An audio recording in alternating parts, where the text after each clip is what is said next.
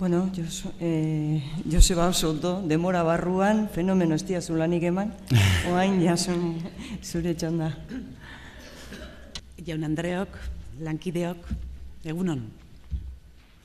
Eskola munduan euskararen erabilia suspertzeko egin dugun itsas bidaia kontatzera natorkizueni.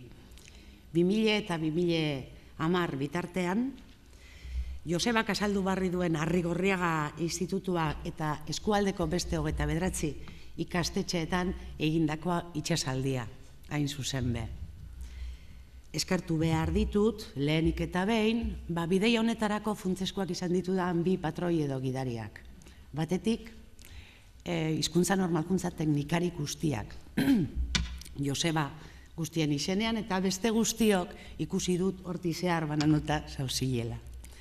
Eta bestetik ezinbestekoak izan diren adituak, bai, ueukoak, eta lore denen izenean.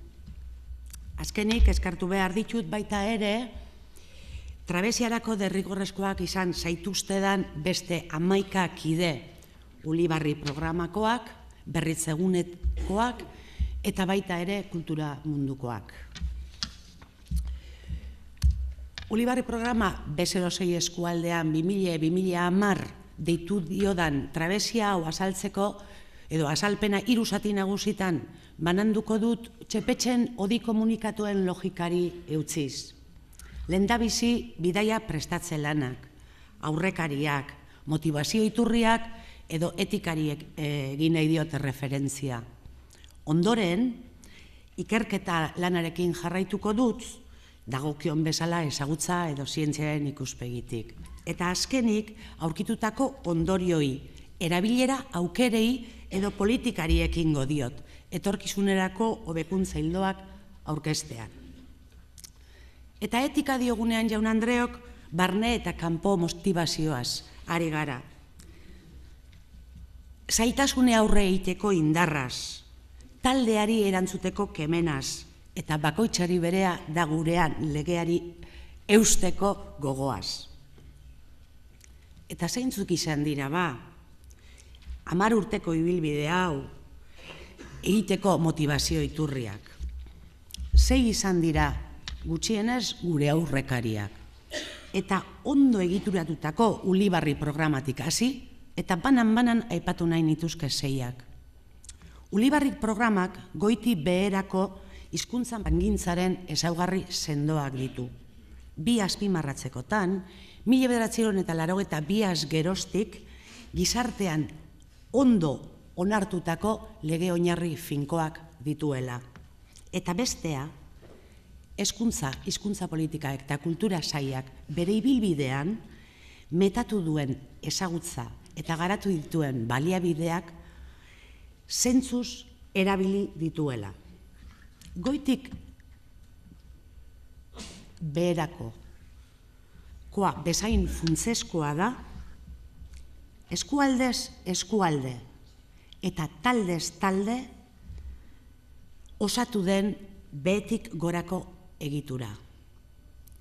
Benetako sormena, motivazioa eta esperientzi berrien iturria sareten arduradun, normalkuntza arduradunona. Zuek sarie programaren giza kapitala. Plangintza horretatik eratortzen da, hein handi batean, eskualdeko normalkuntza arduradunen taldeen indarra. Ikastetxeetako ordezkariez osatutako taldea berritzegunean biltzen da, sarete, prestakuntza jasotzeko, berrikuntzak diseinatzeko, proiektuen koordinaziorako eta ikastetxeen arteko elkartrukeak eta sareak sortzeko. Hain talde indartsuari erantzuteko ezinbestekoa da berritzeguneko aholkularien elkarlana eta profesionaltasuna, bai ikastetxe bakotxean eta bai guztien premiei erantzuteko. Gainera, aholkulariok normalkuntza arduradunei gomendatzen dizuegu bakotxak segun errealidadeaz, segun proiektuaz, lorpen eta hutsegitez hausnar dezazuela. Izan be, ekintza hausnarketa binomioa funtseskoa da edozein plangintzan, Josebak esan dauen lez, eta aholkurik onena sarri eredu emate izaten da. Nazioarteko ikuspegiak ere eragindu programan. Bezeroseiko eskualdean 1989 geroztik izan dugun beste elementu kitzikagarri bat, Europako herrialde askotatik jasotako interesa eta eskaerak izan dira. Berbarako, Galesetik, Irlandatik, Turkiatik, Norvegiatik, etorri zaizkigun hainbat galdera, aurkezpen eskaera edo proiektuetan parte hartzeko gonbiteak. Hain urrutiko profesionalek gure programarekiko erakutsitako interesa edo miresmena geu ere begibelarriak ongi zabaltzera eraman gaitu. Egiten duguna, esaten duguna edo azaltzen duguna ongi prestatzera. Eta horrexek berak eraman gintuen etengabeko ikaste eta hobekuntza nahira. Edo gaur egun, lifelong learning esaten zaion bide horretara. Eta zertaz ikasi edo hobetu behar genuen? Zeintzuk dira gure guztion prozesuen uztargaiak? Abiatzeko hezkuntza garen heinean, organizazioen psikologia edo pedagogia landu beharra. Gure egitekoa normalkuntza denez, jurilinguistika edo soziolinguistika besteak beste. Eta azkenik, irakasten duguna hizkuntza denez, psikolinguistika, hizkuntza jabekuntza prozesuak zelan garatzen diren, eta glotodidaktika beste askoren artean. Alegia, esku artean daukagun lanaren helburua bete ahal izateko, arlo eta disiplina ugariren ekarpenak behar izaten ditugu. Zuek ondotxo dakizuenez. Gurea, kontekstu multifaktoriala denez, asko dira kontuan hartu beharreko aldagaiak. Eta horretarako, hain zuzen ere, anitzeko metodoa bilatzen, dimentsio anitzeko metodoa bilatzen ahalegindu behar izaten gara. Eta hor, 2000 urtean, aholku elkarte eta unibertsitatera jo behar izanaren zergatia. Arraunean aritzeko euren patroitza eskatzearen motiboa. Aholku elkarte eta unibertsitatearen eskutik zelan bestela hurbiltzen gara ikerketara edo zientziara. Eta gure jardunean, erreferentzia marko teorikoaren garapena eta ikerketa empirikoaren prozesua buruz-buruko jokoa izan da. Josebak azaldutako adibidean ikusi dugun lez. Are gehiago, Ulibarri programak aurrera egin ala, diagnosia, planifikazioa, interbentzioa, eta lorpen eta hutsegiten balorazioetatik urratzez urraz osatu ditugu bai bata eta bai bestea. Gogoratuko duzuenez, 1986koak dira gure lanaren hastapenak eta normalkuntza saiakuntza proiektuak. Orduko aholkularitzak eta prestakuntza teorikoak 1982 jo behar izan zuen, eta garaiko psikolinguistika eta glotodidaktika ikerketetara. Bai programa bera berazteko, eta baita ere aholkularitza eta prestakuntza emateko. Horretan, eman genituen lehendabiziko 4 urteak. Eta mende berriaren hasierarekin benetako eraldaketa ekarriko duen branka diagnosirako tresnaren agerpena ikusi genuen. Hortxe dauka hasiera gure ikerketa empirikoak. 2000 urteaz geroztik Ulibarri programari eta gure prestakuntza teorikoari orpos-orpoko jarraipena egin dionak. Orain dela 13 urte beraz hasi ginen, 20 ikastetxeren, 19.700 kideren diagnosidatuak zehatz, zorrotz eta zuzen metatzen. Jaun Andreok, ikastetxe bakotzeko hezkuntza elkarte osoan dagoen euskararen ezagutza eta egiten den idatzizko zein ahozko erabilera neurtu genuen. Adibideko elkartean ikusten denez ezagutza 70%an dago. Erabilera ordea 47an. Bi aldagaien artean 23 puntuko aldea ageri zaigu. Zelan azaltzen dugu euskararen jakite maila eta erabileren artean dagoen asimetria hori?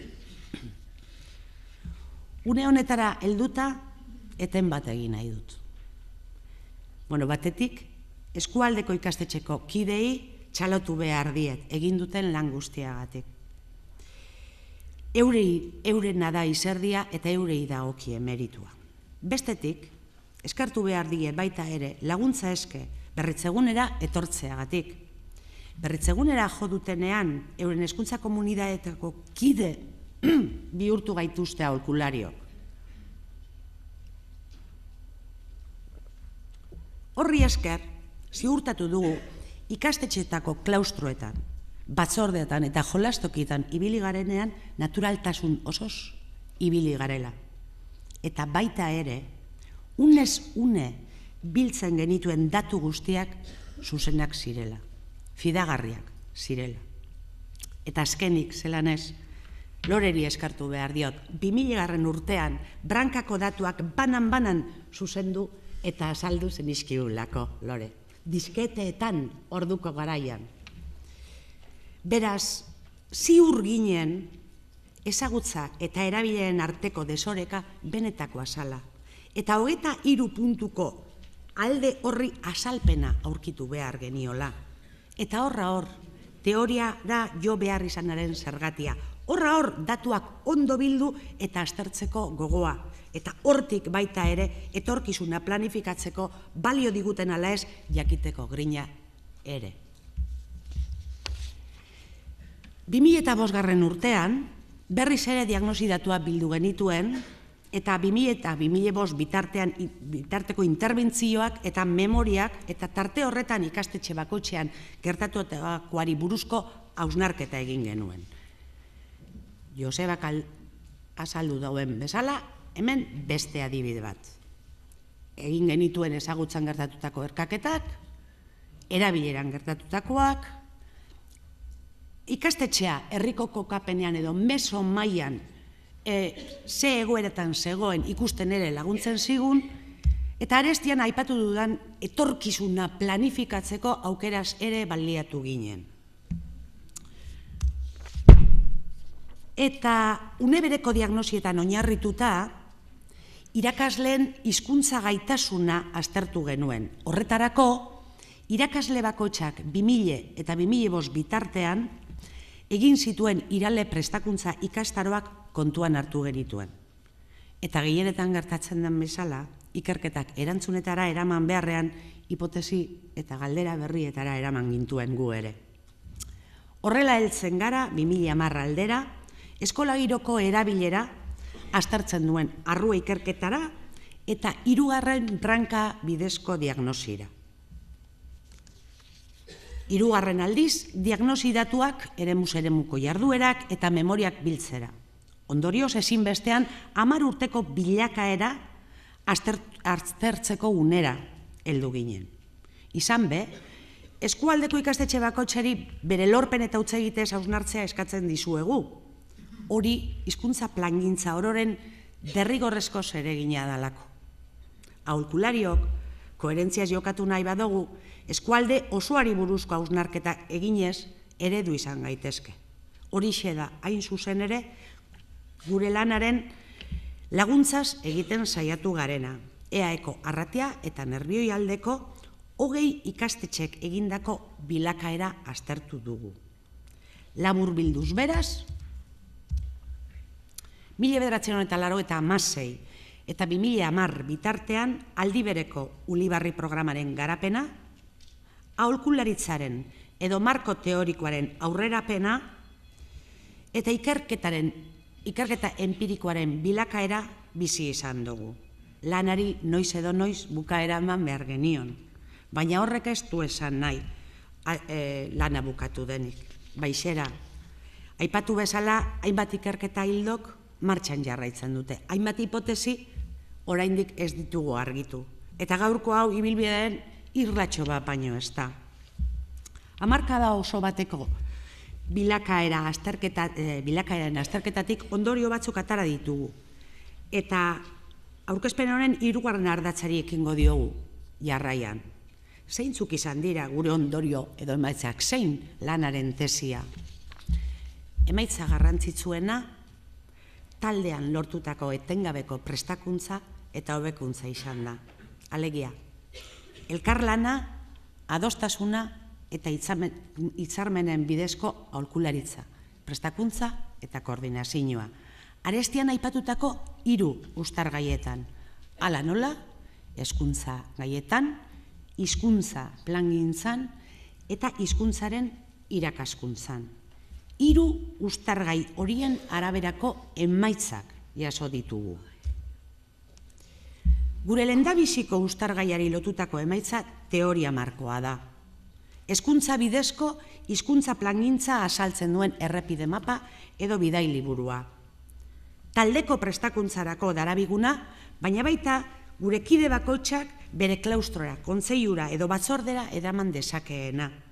Gure ibilbidearen edo proiektuaren nondik norakoak eta zergatik eta zertarakoak azaltzen dituena. Konplexua da, bai. Batetik, hizkuntza aularen indarberritze planaren barruko azpiplana irudikatzen duelako. Eta horretan, eskolaren eginkizuna den hizkuntzaren jabekuntza prozesuan edo ikasle jendearen gaitasun komunikatiboen lorpenean, lehen biainek aipatutakoan, eskolaz barne zein eskolaz kanpoko harremanek eta ingurumari soziolinguistikoek duten eragina aintzat hartu behar duelako. Bestetik, hizkuntza planifikaziorako balio behar duelako. Alegia, egindakoa baloratzeko, baina baita ere etorkizuna planifikatzeko. Eta azkenik, eta betik gorako planifikazioari gau goizean zehar eman zaion garrantziarekin koherentziaz jokatzeko, eskualde oso baterako zein hezkuntza komunitate bakoitzeko kideek erabili eta kudeatzeko erraza den eredua izan behar duelako. Bilakaera bera, argitapenen bidez ere ikusi duzue. Gorengo lerroan, Ulibarri programako argitalpenak. Bigarrenean, glotodidaktika eta psikolinguistikakoak. Eta azke, 3. soziolinguistikakoak. Bigarren lorpena, normalkuntzari dagokionez, gure hipotesi orokorra apurtxua bada ere argiretu dugu. Hizkuntza normalkuntza proiektuek euskararen erabileran eragiten dute. Epe laburrean, ertainean eta luzean. Maila individualean, instituzionalean eta gizartean ere. Bai, gure betiko zalantza apurtxua bada ere argitzea lortu dugu. Taula honetan laburbiltzen denez, orain ikus genezake gure ahaleginek ondoriak izan dituztela. Eremu eta esparru batzuetan tamaina handikoak gainera. Esaterako, eremu instituzionalean ahozko zein idatzizko erabilerak nabarmen eta esanguratzuki egin du gora. Eskolako kideen artean, zuzendaritzan nabarmen gora. Irakasleek zein irmo eusten dioten euskararen erabilerari azpimarragarria da, eta horrela agertu zaigu. Langile ez irakasleek ere nabarmen gora. Gurasoek eskolarekiko harremanetan gero eta gehiago darabiltela ere ikusi dugu. Eta azkenik, gure kezka iturria nagusia den ikasleen esparruan, intuizioak edo begibelarriek diotenez, eta Fishmanek aspaldi uhartarazi zigunez, eskolak belaunaldiz belaunaldi zerotik hasi behar duela, etengabeko ahaleginetan jardun behar duela, agertu zaigu ere. Zer gertatzen jaku ba, ikasleen esparruan? Ez dugu ezer lortzen? Etengabe lanean ibilteak bere emaitzak ematen dituela ikusi dugu. Bai, batipat epe labur ertainean. Irudian ikusten den bezala, egin dugunak eragina izan duela agertu jaku, behin eta berriz. Berdin zein den ikastetxea edo itzulinguru soziolinguistikoa. Euskararen erabilera bultzatu dugu nabarmen. Hori ezin dugu ahaztu. Ez dugu ahaztu behar. Baina era berean gogoratu behar dugu baita urteak aurrera eginala naturala eta normala denez, gure oraingo ikasleek ikastetxetetik alde egingo dutela. Eta guk irakasleok ahalegin berdin-berdinak egiten jarraitu beharko dugula ikasle berriekin. Alegia, gure eskoletako hizkuntza ekosistema etengabeko aldaketan dagoela eta dozena erdi urteko eskolako kiden 70% alde egiten digula. Baina ez hori bakarrik. Alde egiten diguten guraso eta ikasle horiek direla adituen esanetan inberako baliabiderik ieskorrena eta funtzeskoena. Orduan, gizarte mailan ikastetxeko normalkuntza proiektuek ez dute eraginik. Josebak lehen izenari referentzia egin dionean, esan duen bezala, gure branka diagnosiko datuek, popatik brankarako norabidea azaltzen dute. Itxaso erdian geldirik gauden, edo takaitik urruntzen ari garen ikusi ahal izateko, itxasontzitik kanpoko beste referentzia batzuk behar ditugu.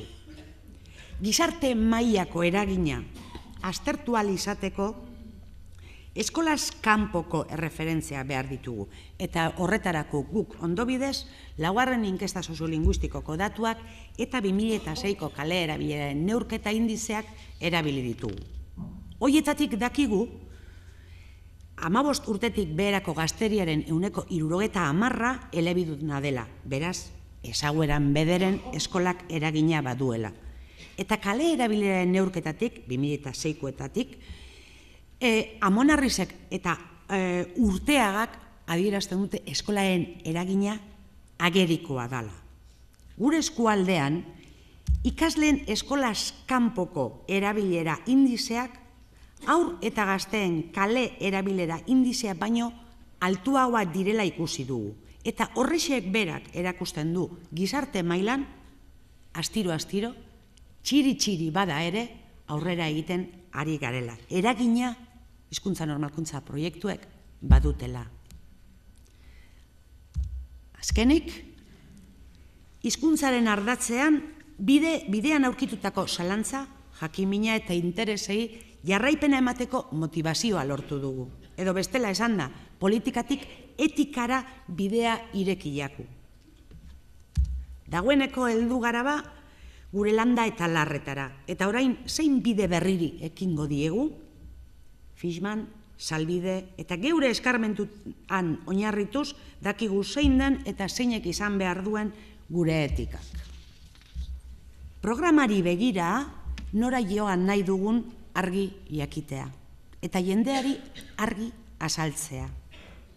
Goitik bera eta indarrak alkartuz behetik gorako planifikazioa zaintzea, hainbat gizarte mugimenduen antzera. Konfrontazio bidearen ordez, hitzarmen bidea lantzea.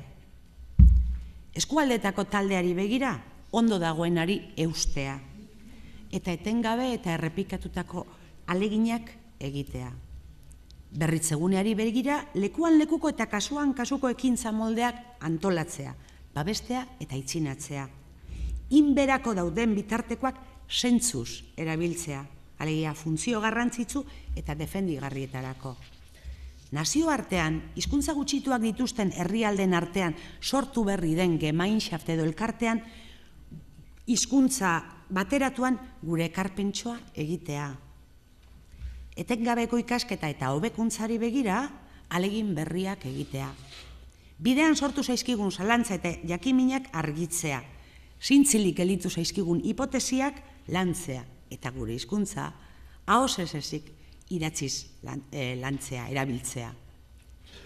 Lan munduan ere euskarazko jardun esparruak zabaltzea eta harreman sareak sortzea eta sormena bultzatzea. Talde baten jarraipena, eginkizun baten eusgarritasuna hein handi batean sormenean oinarritzen dalako. Azkenik, aholku elkartei eta unibertsitatei eskaera bat luzatu nahi nizuek. Lehentasunen azterketa xean lore guri laguntzea. Eskola jendeak, geure itxasontzi hori alegia Ulibarri programa, bide honetik doan ala ez jakiteko, ikerketa hildo berrietan gurekin buruz-buru jardutea, ditugun muga eta aulesiak gainditu ahal izateko zuen ekarpen teorikoak eta gaitasun empirikoak behar ditugulako, lore. Horretan hasiak gaude dagoeneko. Geroak esango du, asmatzen ageri garen edo ez. Gaurkoz, eta honen bestez jaun Andreok, eskerrik asko, B06 berritzegunearen izenean, eskualdeko ikastetxe guztien izenean, eta nirean ere.